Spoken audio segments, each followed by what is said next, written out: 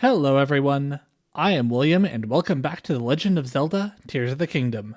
Last time we found the 5th sage Mineru, built her a construct body, and journeyed to the Spirit Temple where she gave us a massive lore dump, and today we will get context for that lore dump by finding all of the Geoglyphs and recovering the memories from their dragon's tears. So at the Forgotten Temple we have this map of all the Geoglyph locations, as well as murals on the wall of all of them in order. Since what happens at each geoglyph is effectively a cutscene, what I think I'll do is I'll have a bit of a montage showing me getting all of them, and then at the end I'll have a brief summary of what all the lore is. First things first, we have to go teleport out of here and find Mary. Looks like the Porapad geoglyph is toward the entrance to Zora's domain, so let's head there. Oh, it looks like there's a stable here. The Riverside Stable. And of course, since there's a stable, let's just grab the teleport point for the stable shrine. The TOTK Shrine. High five. We're now passing by, I think this is Wetland Stable. And I noticed I haven't got the stable shrine, and there's also a shooting star over there, so I'm gonna go grab those. The Tukarok Shrine. High five. There's a shooting star here. Star fragment. Oh hey, there's a shrine over there. We have found the Jonsau Shrine. High five. So the Porapad geoglyph should be just around here somewhere. That looks like what we're talking about, and that looks like what we're looking for right here. Off to the next dragon tier, which would appear to be some sort of big serpent, which is down back where we were. That looks like a geoglyph. Not entirely sure where the tier position would be.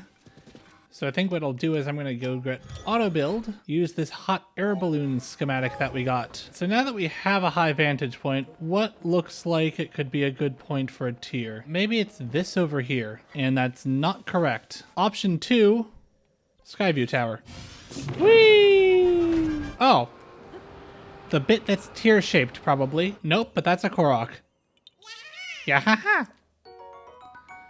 That's 39 of 1,000. The only thought I have is maybe it's in the forested bit, and that's why I can't see it very well. Game devs, you are evil. It was in the foresty bit, and that's why I couldn't see it. So the guy is all the way in the Gerudo area. Hello, what are you? Oh, I seem to have drained something. Looks to me like I found a way up onto the Great Plateau. That's a nice way to get up to it, because I think previously you couldn't really. So, since the next geoglyph is in the Gerudo area, I think I'll leave Mary here at the outskirts stable, and then warp and then come back.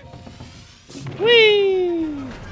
Figured the best way to find it would be to go through the Skyview Tower, and there it is, right there. Now, of course, once again, the question is, where exactly is the trigger point to activate the thing? And the other problem is it is in the Gerudo area, so it is warm here. Maybe I'll get a better view of it from Gerudo town. And while I'm there, I may be able to pick up some cooling clothing. So we have this, which offers heat resistance, but it's a bit steep. Ah, now that's a much more reasonable price for an item. Sand seal away! Well, it seems like there's a lot of circles that are all pointing to that area right there on the neck. So that seems like a good place to start. Yep, that's not it. My only guess is this bit. Nope, that's just a Korok.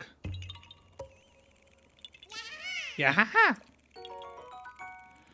That's 40 of 1,000. You know, a lot of me says to try to find a teleport point up here, like a shrine or a Skyview Tower.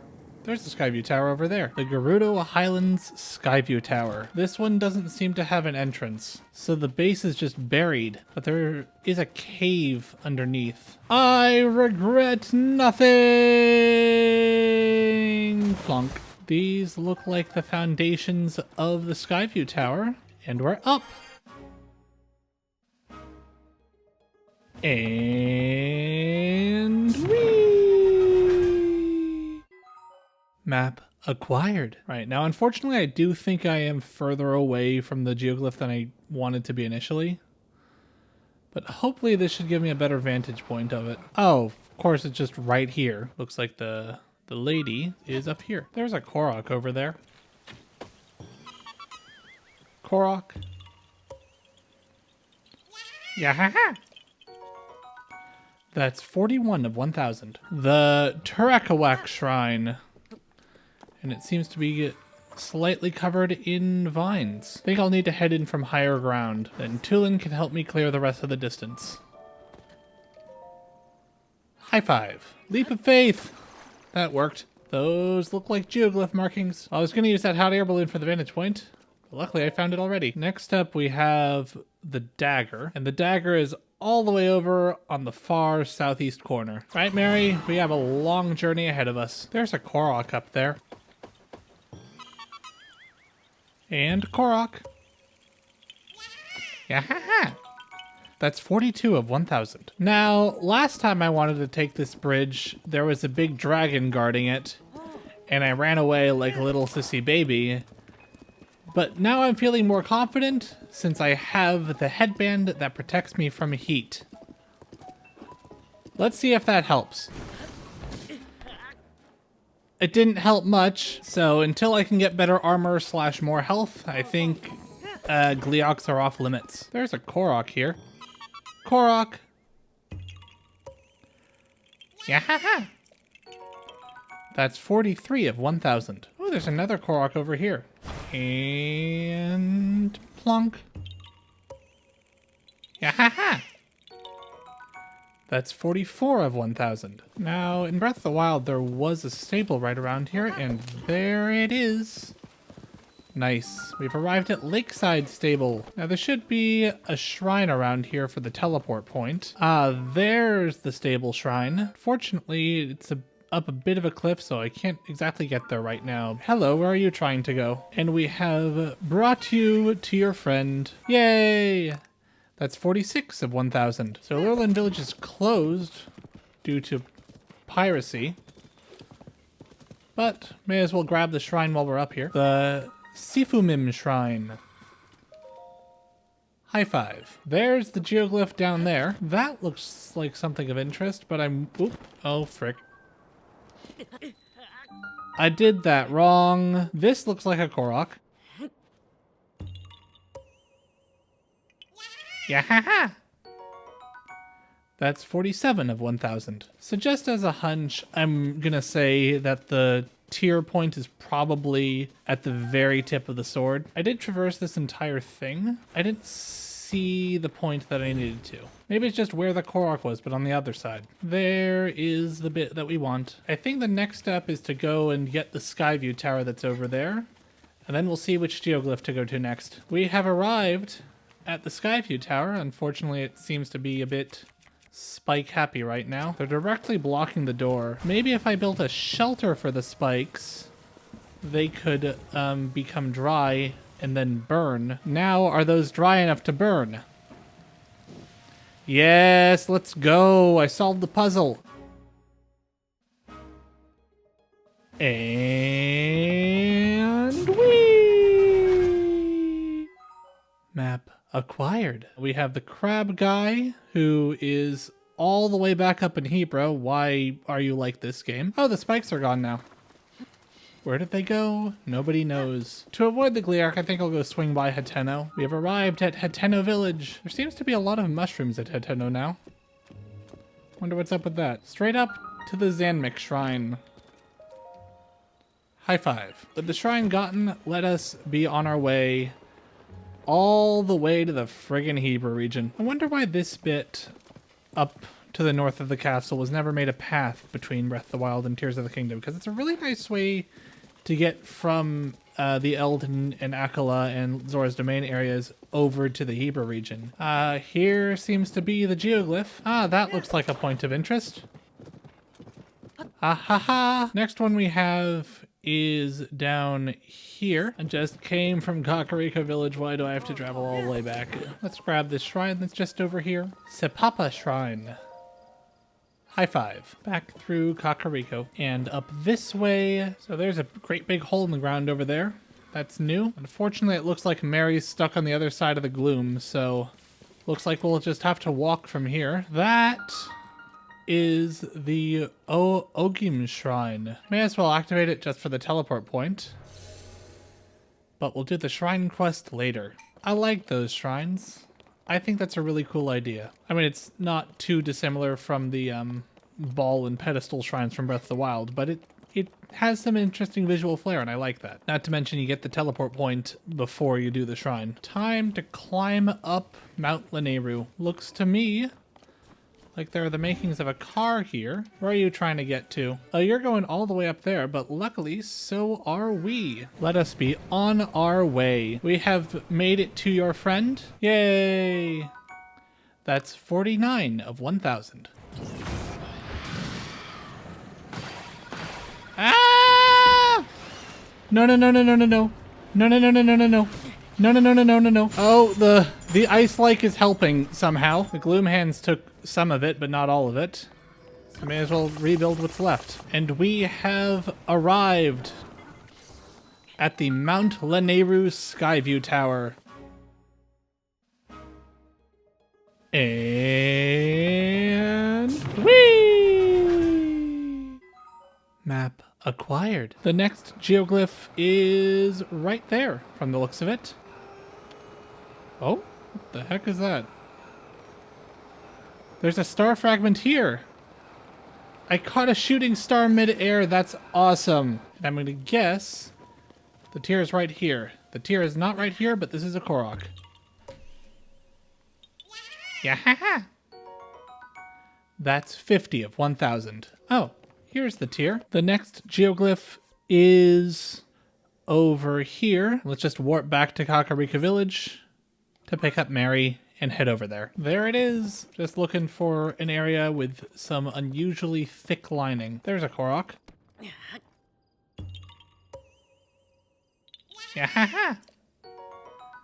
That's 51 of 1,000. Pretty sure the tier will also be on relatively flat land. That looks like what we're looking for right there. Got one more geoglyph. That's soared by the Korok Forest. We are back to Woodland Stable. And this time, instead of going up to Goron City, we are heading over here toward the Korok Forest. So I'm checking on the map, and it looks like I did actually want to go up through Goron City. Meanwhile, I seem to have run myself into a corner over here, but at least there's a Korok. Is this not to your satisfaction? I swear this is good. You're very picky, Korok. Yeah. That's 52 of 1,000. Looks like this path leads us straight to the Skyview Tower, so may as well grab it. We should probably be able to see the geoglyph from there. The Thiflo Ruins Skyview Tower. Oh, there's a problem. So it seems the Skyview Tower isn't working. Maybe these floating platforms have something to do with it. Whee! Ah, guessing that's what the problem with the tower is, right there. And now we can move this out of the way. And whee! Map acquired. There's the final geoglyph, and it looks like the dragon's tear is at the very tip. And there it is. Oh. A dragon. And it has shed a tear. A tear in Akala. Right. Let's go out to Akala and get that final dragon's tear. We are now leaving what we've explored behind, onward into Akala. Oh, nope, there's a Skyview Tower over there. We have made it to the Ulri Mountain Skyview Tower, and it seems to be missing a pedestal. That monster took the terminal from the Skyview Tower. Well, that's very rude of it. I see you.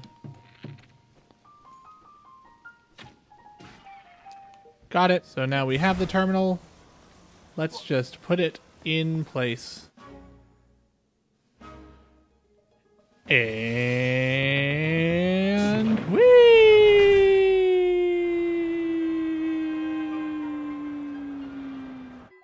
map completed. Nice catch, Mary. There's the spiral, and we have finally made it to the middle of the spiral and the final dragon's tear. So, at the start of the game, Link and Zelda came across the mummified Ganondorf being held by Raru's arm. Link got the arm, Zelda got his secret stone, and Ganondorf woke up, shattered the Master Sword, and caused the upheaval. During this, Zelda's power over time that she had apparently awakened, and she traveled back in time to the age of Hyrule's founding, where she met King Raru, Queen Sonia, and Mineru. Together, they tried to find a way to send Zelda back to the present, with Sonia helping Zelda hone her time powers. Meanwhile, Ganondorf, the Gerudo King, was trying to conquer Hyrule. After Rauru stopped a swarm of Molduga, Ganondorf realized he needed a secret stone to match Raru's power. One night, he killed Sonia and stole her secret stone, transforming him into the Demon King. Rauru gave the leaders of Hyrule's races secret stones, and together they fought the Demon King. But it wasn't enough, and the sages were overwhelmed. In a last-ditch effort, Rauru sacrificed himself to imprison Ganondorf until the present day, where Link will have the power to defeat him. Later, Zelda found the decayed Master Sword we sent back in time all the way back when. Remembering that the Demon King was vulnerable to the sword, and that the sword can heal and become stronger when bathed in sacred light, Zelda ate her secret stone, sacrificing all that made her Zelda to become an immortal dragon that will watch over and heal the sword until we are ready to retrieve it, leaving her tears and memories scattered around Hyrule. Now, it's all on us to make sure Zelda's sacrifice was not in vain. Next time, we retrieve the sword that seals the darkness. Until then, this has been The Legend of Zelda Tears of the Kingdom. I'd like to thank you very much for watching, and I hope to see you again real soon.